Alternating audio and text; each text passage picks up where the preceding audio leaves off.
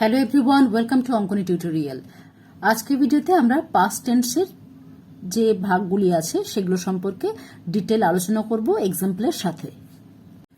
এর আগের ভিডিওতে আমি প্রেজেন্ট টেন্সের সবকটি ভাগ আলোচনা করেছিলাম একদম ডিটেলে। আজকের পাস্ট টেন্সের সবকটি ভাগ আমি আলোচনা করে দিচ্ছি। সবার প্রথমে আমরা যে ভাগটি সম্পর্কে আলোচনা করব সেটা হলো সিম্পল পাস্ট, অর্থাৎ যেটাকে আমরা সাধারণ অতীত বলতে পারি। সিম্পল পাস্ট ছাড়াও এটাকে পাস্ট ইনডিফিনাইটও বলা হয়। এইবার প্রথম কথাটা যেটা আমাদের মাথায় রাখতে হবে, পাস্ট টেন্স মানে কি? পাস্ট মানে হচ্ছে অতীতকাল।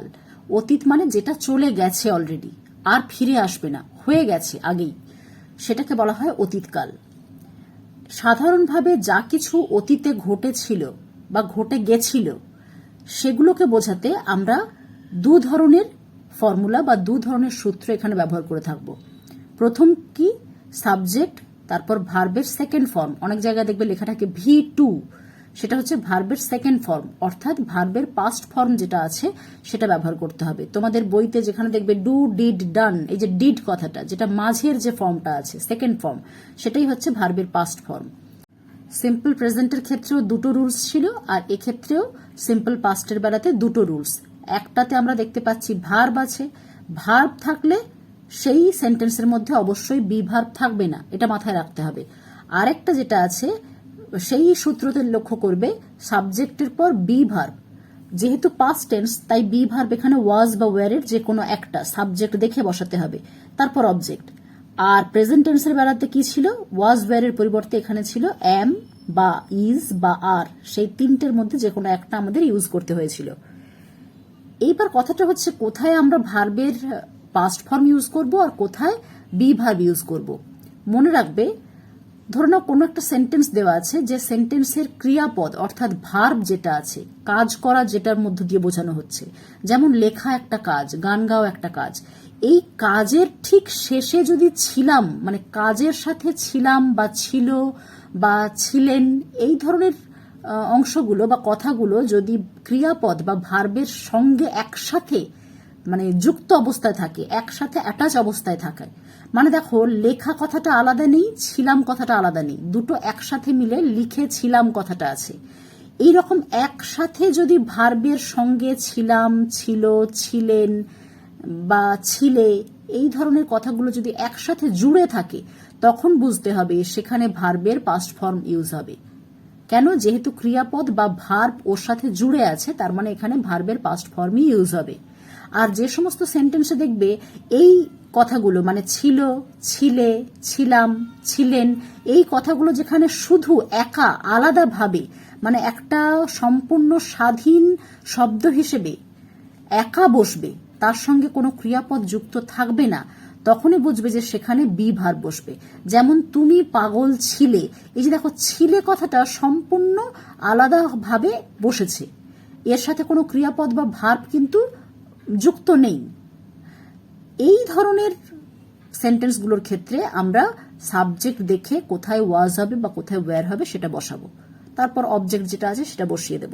যেমন তুমি পাগল ছিলে, তাহলে এখানে তুমি ছিলে পাগল, এইভাবে সাজাতে হবে। কেন? আমার রুলসটা কি বলে দিচ্ছে? রুল বলে দিচ্ছে যে প্রথমে সাবজেক্ট বসবে, তারপরে বি ভার্ব বসবে। এবার বাংলাতে যখন একটা বাক্য দেওয়া থাকে তখন দেখা যায় অনেক সময় বি ভার্বের যে মানেটা থাকে, অর্থাৎ ধরো ছিল বা ছিলে বা ছিলাম, সেগুলো হয়তো সেন্টেন্সের শেষে দেখা যাচ্ছে, কিন্তু যখন আমরা ইংলিশে ট্রান্সলেট করব তখন কিন্তু আমরা সাজিয়ে নেব এই ফর্মে, মানে সাবজেক্ট প্রথমে বসাবো, তারপরে বি ভার্ব বসাবো, তারপর অবজেক্ট বসাবো। সেই জন্য ছিলে কথাটাকে আমি আগে নিয়ে চলে এসেছি। ইউ এর পরে আমরা সবাই জানি যে ইউ এর পরে সবসময় পাস্ট টেন্সের বি ভার্ব ওয়্যার বসে, তাহলে ইউ ওয়্যার ম্যাড, এখানে পাগল এইটা হচ্ছে অবজেক্ট হিসেবে পেছনে চলে গেল বাক্যের একেবারে শেষে। আর এদিকে দেখো আমি চিঠি লিখেছিলাম, এই যে লিখেছিলাম মানে লেখা কাজটা অতীতে ঘটে গেছিল, সম্পূর্ণভাবে অতীতে কমপ্লিট হয়ে গেছে। তাহলে এই ধরনের সেন্টেন্সগুলোর ক্ষেত্রে আমরা সাবজেক্ট ভার্বের পাস্ট ফর্ম অবজেক্ট বসাবো। যেমন আই সাবজেক্টের ঘরে বসলো, এইবার ভার্ব কোথায় আছে, ক্রিয়াটা কোনটা, মানে কাজ করা। হ্যাঁ, ভার্ব আমরা চিনতে পারি কাজ করা দেখে, যেমন লেখা একটা কাজ, তাই লিখেছিলাম এইটা পাস্ট, তাহলে পাস্টের এই এটা হচ্ছে ভার্ব, আর ভার্বের পাস্ট ফর্মটা আমাদের লিখতে হবে, যেহেতু আমরা পাস্ট টেন্স করছি, তাহলে সাবজেক্ট, ভার্বের পাস্ট ফর্ম, অবজেক্ট এখানে হয়ে গেল লেটার। এইভাবে আমরা বাংলা বাক্যটা থেকে ইংলিশের সেন্টেন্সটাকে সুন্দরভাবে এই ফর্মে আমরা কিন্তু সাজিয়ে নেব, যে সাবজেক্ট, তারপর ভার্বের পাস্ট ফর্ম, তারপর অবজেক্ট। ঠিক আছে, এবার আমরা কয়েকটা এক্সাম্পল দেখি, তাহলে আমাদের কনসেপ্টটা আরো ক্লিয়ার হয়ে যাবে। এখানে দেখো লেখা আছে আমি তোমায় ভুলে গেছিলাম। এই যে ভুলে গেছিলাম, এই ছিলাম কথাটা দেখো ভুলে যাওয়ার সঙ্গে একসাথে জুড়ে আছে, তার মানে বুঝতে হবে এখানে ভার্বের পাস্ট ফর্ম বসবে, যেহেতু এটা ক্রিয়া বা ভার্ব, একটা কাজ করা বোঝাচ্ছে। তাহলে আমি সাবজেক্ট, তাহলে তারপরে হচ্ছে ভার্বের পাস্ট ফর্ম হবে ভুলে গেছিলাম, আর তোমায়টা হয়ে যাবে অবজেক্ট। তাহলে আই ফরগেট মানে ভুলে যাওয়া, তার পাস্ট ফর্ম হবে ফরগট ইউ। এক্ষেত্রে বলে রাখি, যার কাছে যে গ্রামার বই আছে সেখানে দেখবে ভার্বের ফর্মের চ্যাপ্টার আছে, ফর্মস অফ ভার্ব বলে আছে, যেখানে প্রেজেন্ট, পাস্ট, পাস্ট পার্টিসিপল এই ধরনের ফর্মগুলো দেওয়া রয়েছে, পুরো লিস্ট আছে। সেই লিস্টগুলো অবশ্যই টেন্স করার আগে বা টেন্সের চ্যাপ্টারে খোলার আগে একবার ভার্বের ফর্ম ভালো করে দেখে নিতে হবে। প্রত্যেকদিন 10টা করে ভার্বের ফর্ম যদি তোমরা পড়তে থাকো এবং স্পেলিংগুলো ভালো করে দেখতে থাকো, তারপর নিজেরা না দেখে খাতায় লেখা প্র্যাকটিস করো, তাহলে দেখবে ধীরে ধীরে সমস্ত ভার্বের ফর্ম তোমাদের মনে থেকে যাবে। তাহলে এখানে দেখো আই ফরগট আমি ভুলে গেছিলাম, ইউ তোমায় হয়ে গেল। নেক্সট দেখো আমরা তোমার ভাইকে ডেকেছিলাম, এই ডাকা কথাটার সাথে ছিলাম একসাথে জুড়ে আছে। এই দুটো কথা কিন্তু আলাদা আলাদা নয়, একসাথে জুড়ে আছে মানেই ভার্বের পাস্ট ফর্ম। এইভাবে সহজে মনে রাখুন, নিজেদের মনে রাখার মতো করে, মানে কিভাবে মনে রাখলে নিজেরা সহজে মনে রাখতে পারবো সেইভাবেই নিজেরা মনে রাখার চেষ্টা করো। তাহলে উই হচ্ছে এখানে আমরা সাবজেক্ট, এবার ভার্ব কোনটা, ডাকা, তাহলে তার পাস্ট ফর্ম কল্ড, ডেকেছিলাম ইয়র ব্রাদার, এখানে ইয়র ব্রাদারটা হচ্ছে অবজেক্ট, তোমার ভাইকে। নেক্সট তোমরা লোকটিকে হত্যা করেছিলে, তাহলে ইউ কিল্ড দ্য ম্যান, এখানেও দেখো হত্যা করেছিলে, এটা পুরোটাই কিন্তু একটা ওয়ার্ড, মাঝখানে একটু গ্যাপ আছে ঠিকই, কিন্তু এটা গ্যাপ নয়, একসাথে হত্যা করেছিলে। তার মানে কিল হচ্ছে এখানে ভার্ব, তার পাস্ট ফর্ম বসালাম কিল্ড দ্য ম্যান, লোকটিকে, টিকে কথাটা আছে মানে নির্দিষ্ট করে বোঝানো হচ্ছে বলেই দা কথাটা এখানে বসানো হলো, দ্য ম্যান। নেক্সট আছে রাম তখন ঘুমিয়েছিল, ঘুমিয়েছিল মানে কি, মানে ঘুমানো কাজটা অলরেডি অতীতে ঘটে গেছিল। তাহলে রাম, এবার স্লিপ হচ্ছে ভার্ব, তার পাস্ট ফর্ম, যেহেতু ঘুমিয়েছিল, ছিল কথাটা ঘুমানোর সঙ্গে একসাথে অ্যাড করে একটা ওয়ার্ড হিসেবে আছে, তাই ভার্বের পাস্ট ফর্ম দিলাম, তারপর দেনটা বসে গেল তখন। তারপর আছে তারা মাছ ধরছিল জাল দিয়ে, মাছ ধরছিল বললে ভুল হবে, এটা আবার তখন পাস্ট কন্টিনিউয়াস হয়ে যাবে, এটা মাছ ধরেছিল বলতে হবে, ধরেছিল মানে ধরা কাজটা অলরেডি অতীতে ঘটে গেছিল। তাহলে দে সাবজেক্ট, ক্যাচের পাস্ট ফর্ম কট, ধরেছিল, এই ধরেছিলটা হচ্ছে পাস্ট ফর্ম হবে ভার্বের, যেহেতু ধরার সঙ্গে ছিলটা অ্যাড হয়ে আছে। তারপর কি ধরেছিল, কি দিয়ে প্রশ্ন করলে অবজেক্ট পেয়ে যাব আমরা, মাছ, ফিশ লেখা আছে, জাল দিয়ে, দিয়ে ইংরেজি উইথ, তাহলে উইথ নেট হয়ে গেল।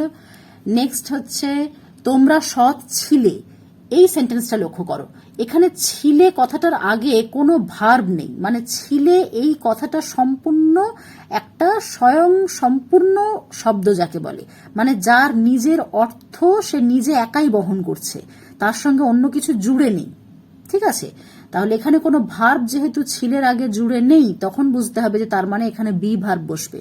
কিন্তু যদি এই ছিলের আগে কোনো ভার্ব একসাথে জুড়ে থাকতো, তাহলে ভার্বের পাস্ট ফর্ম লিখতে হতো।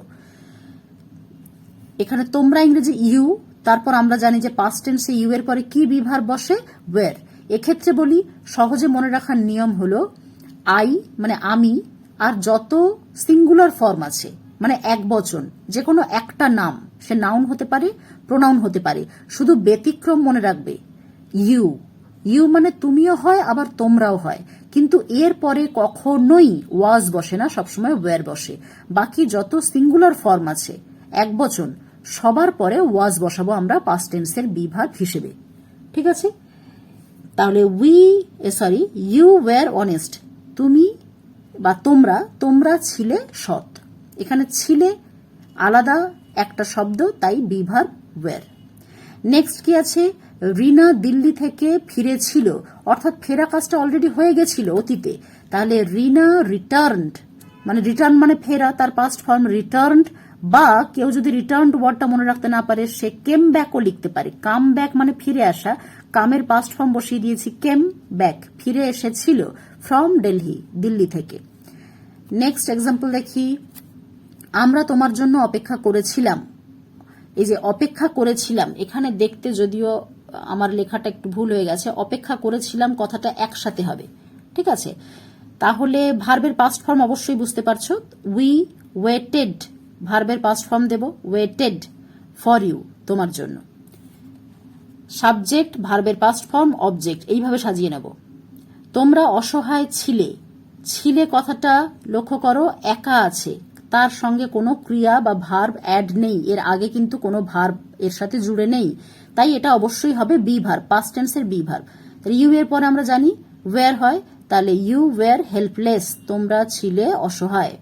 নেক্সট, এটা ছিল একটা কালো বিড়াল, তাহলে এটা ইংরেজি ইট, ইট হচ্ছে সিঙ্গুলার ফর্ম, যে কোনো একটা জিনিসকে মিন করছে, তাই ইটের পরে ওয়াজ বসবে বি ভার্ব পাস্ট টেন্সের, যেহেতু সিঙ্গুলার ফর্ম সাবজেক্টটা, তাহলে ইট ওয়াজ আ ব্ল্যাক ক্যাট, ঠিক আছে? এখানে বি ভার্ব ওয়াজ দিয়েছি যেহেতু এটা সাবজেক্ট সিঙ্গুলার, সিঙ্গুলার ফর্ম, যে কোনো একটা জিনিসকে, এক বচন একটা জিনিসকে বোঝাচ্ছে, তাই তারপরে বি ভার্ব ওয়াজ হলো। আর ইউ এবং যত প্লুরাল ফর্ম আছে, একের বেশি মানে নাউন হোক বা প্রোনাউন হোক, সেগুলোর পরে সবসময় পাস্ট টেন্সের বি ভার্ব হবে ওয়্যার। আশা করি পাস্ট ইনডিফিনাইট বা সিম্পল পাস্ট টেন্সের ওপর যে দুটো রুলস আমি এখানে লিখে রেখেছি সেটা তোমরা বুঝতে পেরেছো। এবার আমরা নেক্সট একটা পার্টে চলে যাব, যেটা হলো পাস্ট কন্টিনিউয়াস। পাস্ট কন্টিনিউয়াস নামটা শুনেই নিশ্চয়ই বুঝতে পারছো যে পাস্ট মানে অতীতে, কন্টিনিউয়াস মানে কোনো একটা কাজ একটানা চলছিল, মানে কাজটা শেষ হয়নি। এই ধরনের সেন্টেন্সের ক্ষেত্রে আমরা পাস্ট কন্টিনিউয়াস টেন্স ব্যবহার করে থাকি, যার সূত্রটা কি, ফর্মুলাটা কি এখানে লিখে রেখেছি। সাবজেক্ট, তারপর ওয়াজ বা ওয়্যার এর মধ্যে যে কোনো একটা বি ভার্ব, প্রেজেন্ট টেন্সের ক্ষেত্রে এখানে অ্যাম, ইজ, অর, আর এর মধ্যে যে কোনো একটা ইউজ আমরা করেছিলাম। এখানে পাস্ট টেন্সের বি ভার্ব দুটোই আছে, ওয়াজ অর ওয়্যার, এই দুটোর মধ্যে যে কোনো একটা আমরা ইউজ করব। তারপর ভার্বের সাথে আইএনজি, যেহেতু কন্টিনিউয়াস তাই অবশ্যই ভার্বের শেষে আইএনজি দিতে হবে, তারপর অবজেক্ট। এবার আমরা এক্সাম্পল দেখি, আমি রান্না করছিলাম, ভালো করে এই যে রান্না করা, রান্না করছিলাম, এটা কিন্তু একটাই ওয়ার্ড, ঠিক আছে? এই করছিলাম মানে কি, করছিলাম, এখানে যদি করেছিলাম কথাটা থাকতো তাহলে এটা সিম্পল পাস্ট হয়ে যেত, কিন্তু যখন বলছে করছিলাম মানে অতীতে বা পাস্টে এই কাজটা তখনও চলছিল, কাজটা কন্টিনিউ চলছিল, সেক্ষেত্রে আমরা কন্টিনিউয়াস টেন্সটা ইউজ করব। আচ্ছা, তাহলে আই এর পরে বি ভার্ব কি হয় পাস্ট টেন্সে, যেহেতু সিঙ্গুলার ফর্ম ওয়াজ হলো, তারপর রান্না করা ইংরেজি কি, কুক, তার সঙ্গে আইএনজি বসাবো, কুকিং। তোমার সাথে, সাথে ইংরেজি উইথ ইউ, তোমার সাথে, হয়ে গেল, এটা অবজেক্ট। নেক্সট, রাজু বল খেলছিল একা মাঠে, রাজু সিঙ্গুলার ফর্ম, একটা নাম, তাই তারপরে বি ভার্ব ওয়াজ হয়েছে, প্লেয়িং ভার্বের সঙ্গে আইএনজি, খেলছিল একসাথে জুড়ে আছে তাই ভার্বের সঙ্গে আইএনজি, বল কি খেলছিল, কি দিয়ে প্রশ্ন করলেই অবজেক্টটা পাওয়া যাবে, বল, অ্যালোন একা, ইন দ্য ফিল্ড মাঠের মধ্যে। নেক্সট, তুমি গতকাল অনেক কাজ করছিলে, করছিলে মানে কাজ করাটা চলছিল, তাহলে ইউ ওয়্যার ওয়ার্কিং, ওয়ার্কিং, লক্ষ্য করো এই যে ইউ আমি বলেছিলাম ব্যতিক্রম, ইউ মানে তুমিও হয় তোমরাও হয়, কিন্তু এটা একটা এক্সেপশনাল। এই ধরনের সাবজেক্টের পর কিন্তু সবসময় পাস্ট টেন্সের বি ভার্ব ওয়্যার হয়, মনে রাখবে। যেমন প্রেজেন্ট টেন্সে হতো আর, এখানে হবে ওয়্যার। তাহলে ইউ ওয়্যার ওয়ার্কিং, ভার্বের সঙ্গে আইএনজি, কাজ করছিলে। আর লট মানে অনেক, প্রচুর, ইয়েস্টারডে গতকাল। নেক্সট আছে তারা তোমার জন্য অপেক্ষা করছিল, they were waiting for you, they plural form একের বেশি তাই ওয়্যার বসছে, ওয়েটিং ভার্বের সঙ্গে আইএনজি, ফর ইউ তোমার জন্য, অবজেক্ট হিসেবে বসে গেল। এবার আমরা নেক্সট দেখব past perfect tense. Past perfect tense কখন কোথায় বসবে সেটা আমাদেরকে ভালোভাবে বুঝতে হবে আগে, তা না হলে এই পাস্ট পারফেক্ট টেন্স আর সিম্পল পাস্ট দুটো একেবারেই গুলিয়ে যাবে। দেখো, যেমন আমরা প্রেজেন্টে দেখেছিলাম যে প্রেজেন্ট বা বর্তমানকালে কোনো একটা কাজ সবেমাত্র শেষ হয়েছে, সেক্ষেত্রে প্রেজেন্ট পারফেক্ট হতো। এক্ষেত্রে অতীতে বা পাস্টে কোনো একটা কাজ সবেমাত্র শেষ হয়েছিল, যেহেতু অতীত তাই ছিল কথাটা থাকবে হয়েছিল, কিন্তু তার ফল তখনও জানা যায়নি, মানে অতীতেও তার মানে সেই কাজটা ঠিক শেষ হয়ে যাওয়ার পরও তার ফল অতীতকালে মানে ওই সময়েও জানা যায়নি বা জানা গেছিল না। এমন ক্ষেত্রে বা এই ধরনের সেন্টেন্সের ক্ষেত্রে আমরা পাস্ট পারফেক্ট টেন্স ইউজ করতে পারি, যার ফর্মুলাটা আমি এখানে লিখে রেখেছি। সাবজেক্ট, তারপর হ্যাড, তারপর ভার্বের থার্ড ফর্ম বা 3 নম্বর ফর্ম যেটা, যেমন ডু, ডিড, ডান, এই ডান কথাটা বসবে, তারপর অবজেক্ট। মনে রাখবে যেমন প্রেজেন্ট টেন্সের ক্ষেত্রে আমাদের মানে মাথায় রাখতে হতো যে সাবজেক্ট কি আছে, মানে সাবজেক্ট দেখে আমাদের প্রেজেন্ট টেন্সের ক্ষেত্রে বি ভার্ব হ্যাজ বা হ্যাভের যে কোনো একটা বসাতে হতো পারফেক্ট টেন্সের বেলায়। কিন্তু যখন আমরা পাস্ট পারফেক্ট করব তখন আমরা চোখ বন্ধ করে যে কোনো সাবজেক্টের পর হ্যাড বসাতে পারি। এর কোনো আলাদা নিয়ম নেই যে সাবজেক্ট দেখে তোমাকে বসাতে হবে, তেমন কোনো নিয়ম নেই, কারণ হ্যাড যে কোনো সাবজেক্টের পর যে কোনো নাউন, প্রোনাউন সবকিছুর পরেই বসতে পারে। ঠিক আছে, এবার আরেকটা কথা আমাদের অবশ্যই মাথায় রাখতে হবে। কি ধরনের সেন্টেন্স বা কি ধরনের বাক্য বাংলাতে দেখলে আমরা বুঝবো যে এই বাক্যটাকে ট্রান্সলেট করতে গেলে আমাদের পাস্ট পারফেক্ট টেন্সেই করতে হবে। কি করে বুঝবো সেটা তোমাদের যাতে বুঝতে সুবিধে হয় তাই এখানে আমি লিখে দিয়েছি। এটা সহজে বুঝতে দুটো কাজ অতীতে একটার পর আরেকটা ঘটতে হবে, আর যে কাজটা আগে ঘটেছে সেটা পাস্ট পারফেক্টে লিখে পরের অংশটা সিম্পল পাস্টে লিখতে হবে। মানে অনেক সময় তোমরা দেখবে অনেক জায়গাতে তোমরা এরকম সেন্টেন্স পাবে যেখানে দুটো কাজ অতীতেই হচ্ছে, পাস্ট টেন্সেই হচ্ছে দুটো, কিন্তু একটার পর আরেকটা ঘটছে।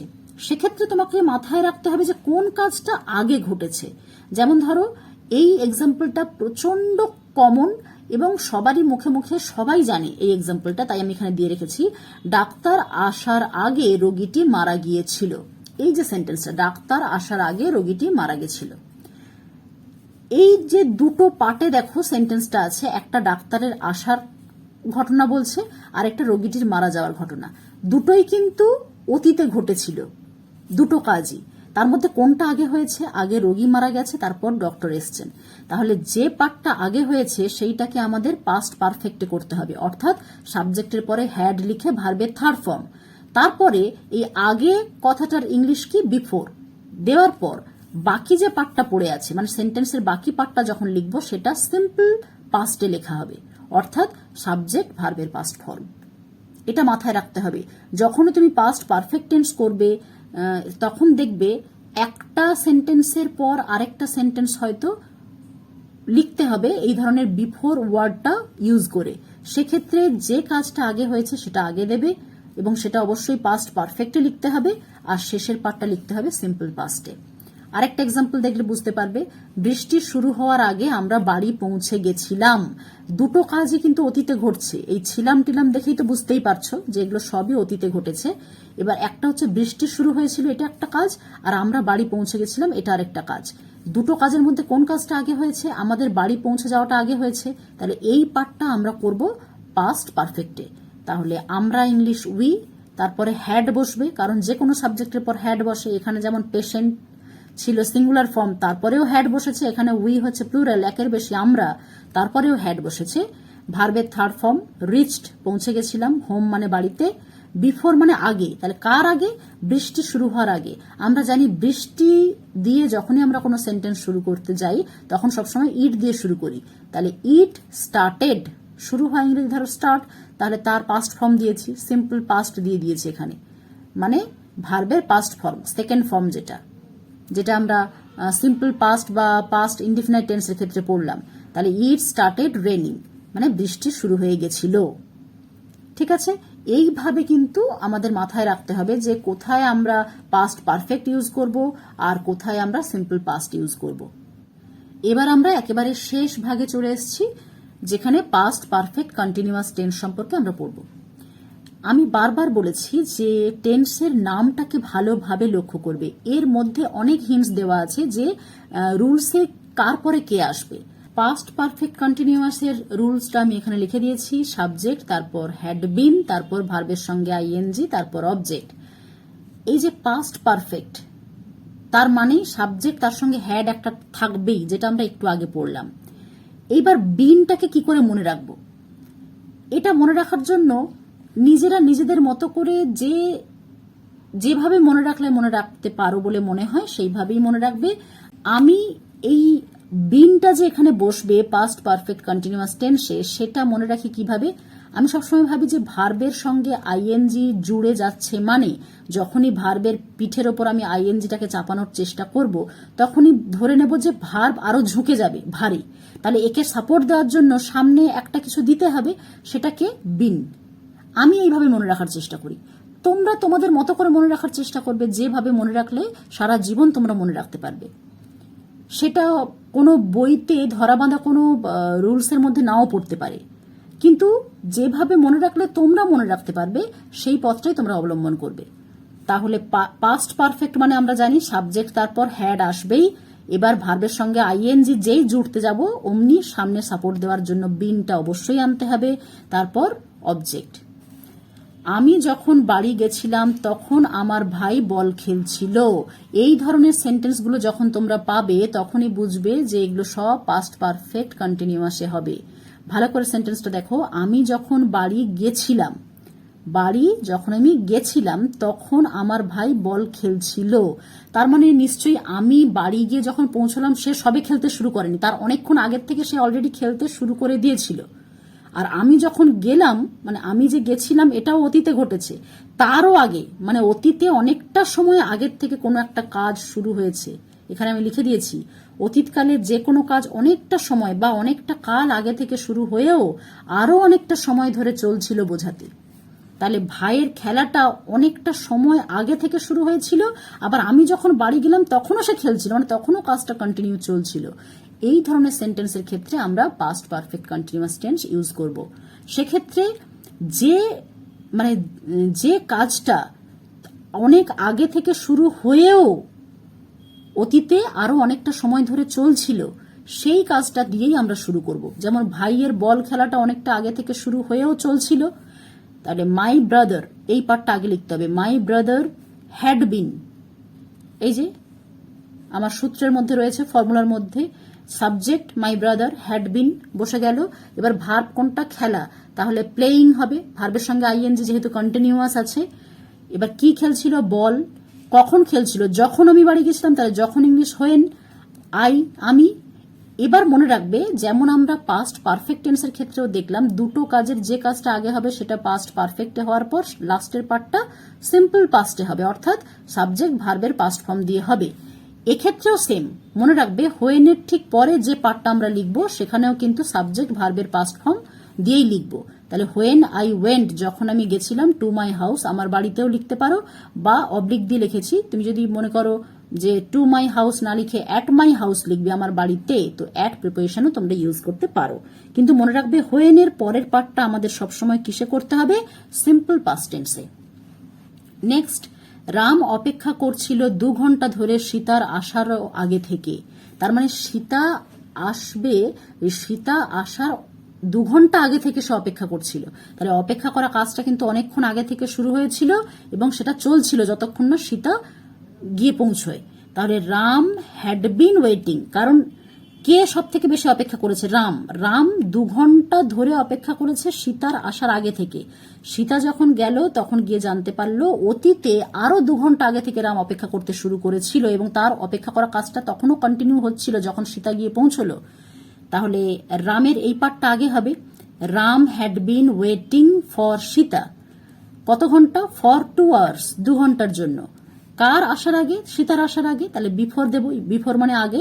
এইবার দেখো বারবার সীতা সীতা না লিখে শি লিখবো, প্রোনাউন। তাহলে শি কেম, সাবজেক্ট ভার্বের পাস্ট ফর্ম, তার আসার আগে। নেক্সট, তুমি আমায় ডাকারও আগে প্রায় 10 জন লোকের সাথে আমি কথা বলছিলাম। তার মানে আমার কথা বলা কাজটা তুমি আসার বা তুমি আমাকে ডাকার আরো অনেকক্ষণ আগে থেকেই কিন্তু আমি এই কথা বলার কাজটা শুরু করেছিলাম, এবং যখন তুমি আমাকে ডাকলে তখনও আমি কথা বলছিলাম। এই ধরনের সেন্টেন্সের ক্ষেত্রে কি করব? তাহলে আমার কথা বলাটা অনেকক্ষণ আগে থেকে শুরু হয়েছিল এবং চলছিল, তাই আই দিয়ে শুরু। I had been talking, I subject, had been বসিয়ে দিলাম ভার্বের সঙ্গে আইএনজি। টকিং টু কার সাথে? 10 জন লোকের সাথে। তাহলে অলমোস্ট মানে প্রায়, তাহলে অলমোস্ট 10 পিপল, প্রায় 10 জন লোকের সাথে। কেউ চাইলে এখানে মেনও লিখতে পারে, 10 মেন, MEN, মেনও লিখতে পারে। বিফোর মানে আগে, তাহলে বিফোর ইউ কল্ড মি, তুমি আমাকে ডাকার আগে, সাবজেক্ট ভার্বের পাস্ট ফর্ম, মানে সিম্পল পাস্ট করেছি এখানে, আর এখানে অবজেক্ট দিয়ে দিয়েছি।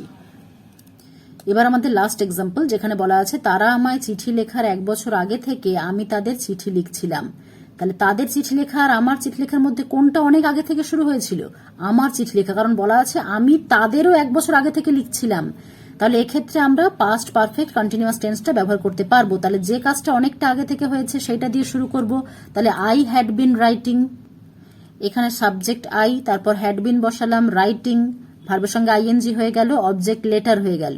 কাদেরকে লিখছিলাম? তাদেরকে, তাই টু দেম লিখেছি।